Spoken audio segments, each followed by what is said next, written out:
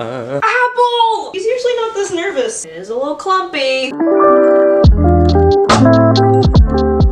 Hello, welcome back to Cat Tries to Bake. This is our second episode, and today we are going to be baking chocolate vanilla marble cake. I'm very excited about this because I'm not good at baking cake and I would really like to get better. Plus, I love marble cake. So for today's recipe, we can thank pardonyourfrench.com, aka Audrey, for this recipe, and I'm really excited to get started. So it says here that I should really look at the cooking notes before we start. It just says we need to be very precise with weighing our ingredients. I strongly recommend using a scale. You need 165 grams exactly. This is Apple. She's usually not scared of me picking her up. She must sense that we're doing something right now. She's a very happy dog, and she's usually not this nervous, so I'm gonna put her down. Anyway, I took the time ahead of filming to weigh out all of my ingredients using my handy dandy scale. The eggs were a little tricky because I cracked 3 eggs, which is what the recipe calls for, but it wasn't 165 grams. It was like 90 or 100 or something like that. So I cracked a 4th egg and then it went over, and then I had to like take the yolk out and sort of like play around with the egg whites, so hopefully I did that right. I don't really know. Let's get started. So it says preheat oven to 390 degrees Fahrenheit. Grease a 9.5-inch loaf pan with butter and dust with flour. So I'm actually not going to preheat my oven now. I just have to turn the fan on if I do that, and I don't want it to affect the audio. But I will grease my pan with some butter and I will dust it with flour. I have a tablespoon of butter. I hope you like my jars. I've never really dusted, well no, that's a lie. I've totally dusted things with flour, but I don't know if like this is what I should do. Just kind of, maybe I should pinch. Step 1. Using a spatula or a whisk, cream butter and sugar together until light and fluffy. Add in the eggs and mix until well incorporated. 2/3 cup of butter, 1 cup of sugar. I'm just gonna use my hand mixer actually because I'm not confident in just using a whisk. I feel like it's not going to be as creamy as it should be. So forgive me, Audrey, if this isn't what you meant me to do. I'm sure what she wrote is right because obviously she posted the recipe, but usually I use softened butter for things like cookie dough and then it makes it easier to cream. This is coming out like a little chunky still, but I'm confident that eventually it will look right. I tried mixing it with my hand mixer a little bit. It's possible that I just didn't leave my butter out for long enough. Maybe it needed to be a little softer and warmer than it was when I started mixing. I'm gonna try using my stand mixer. You hear Apple barking, she's just gonna bark. Okay, so this is a lot better already. Now I'm going to combine what I just did with the eggs one by one with my hand mixer.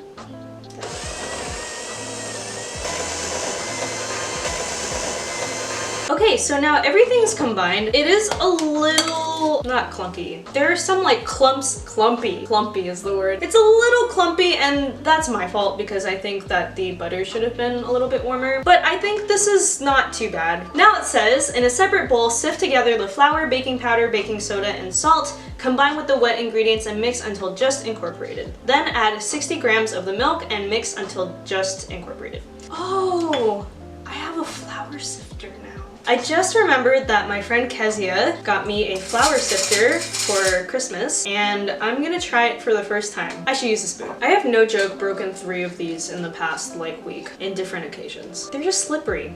Alright, so I guess I just squeeze. It's snowing! It is less messy, which I really like. This is really cool. Baking soda, baking powder, salt. Now I'm gonna combine with the wet ingredients. Mix it all together now. It is a little clumpy. All right, I'd say that this is about just incorporated. I might mix it a little bit more. Here go my 60 grams of milk, aka a 1/4 cup. I'm sort of folding it. Okay, so now I'm going to divide it into 2 separate bowls. I'm assuming that they should be about even, but it doesn't say that it has to be like exactly perfect. So I'm just gonna do my best to split it in 2. Oh. Yeah! Maybe a little more in there. We're just sort of guesstimating that this is about half and half. Step 3 says divide the batter in 2 separate bowls. In the first bowl, stir in the vanilla extract. In the second bowl, stir in the cocoa powder with 1 tablespoon of milk. This one will be the vanilla one. I have my vanilla right here. Looks like soy sauce. Hope it's not soy sauce! And now I'm gonna stir this all together.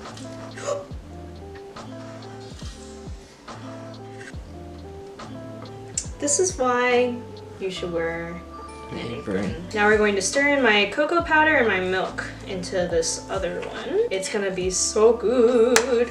I'm actually feeling kind of confident about this cake batter. Maybe this will be a good day. Now I have my vanilla cake batter and my chocolate.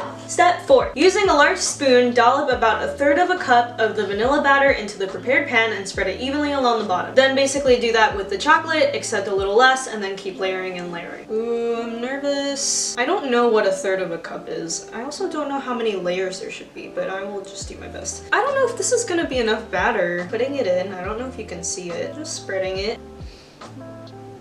So this is my vanilla, and I'm gonna put in a dollop of the chocolate.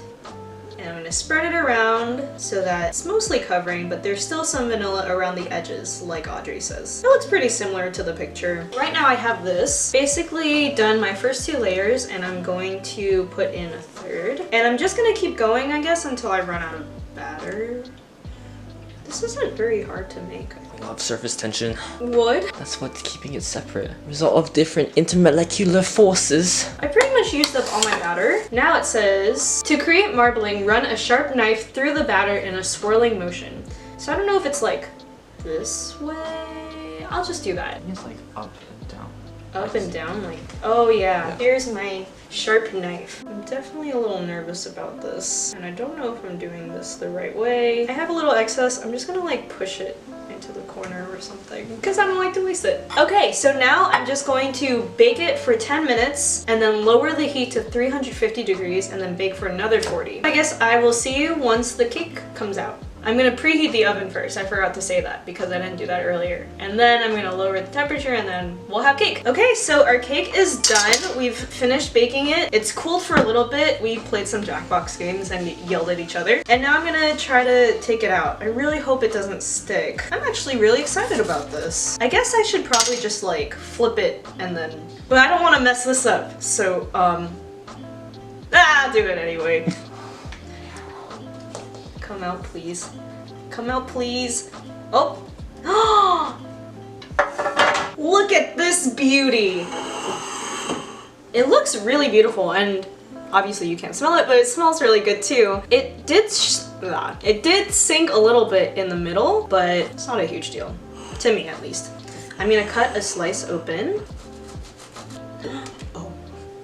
Look at how beautiful that is! You do get that really pretty swirl, and you can see it running throughout the cake, so I'm very excited about this. So I started slicing pieces open, and they actually look really pretty, but I'm noticing that there's a little bit in the middle that's underbaked. I did make the mistake of not putting a toothpick in to check because we were playing games and stuff, so I'm going to pop it back in the oven for maybe 5 to 10 minutes and then see if it's baked. What I just did was I sliced the entire cake into slices and then I put them face up in the oven. I was finding out just now from Alex that there are multiple reasons why that could have happened. Could have been we waited too long to put the mixture into the oven, could have filled up the tin too high, so I think I'm just gonna keep practicing this recipe until it stops doing that. Now we're gonna try some. Come on over. These pieces are really hot, so you might want to try these. It's kind of pretty though. They're kind of pretty though. This one's pretty. Yeah, why don't you try that one then?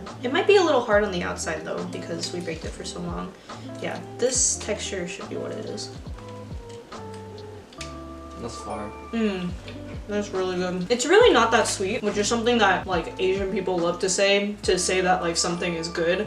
It's like not too sweet. This might not be the healthiest thing to eat for breakfast, but like I would totally love to have this in the morning with a cup of coffee. I'm going to eat all of this. I guess that concludes episode 2 of Kat Tries to Bake. Thanks for joining. Bye.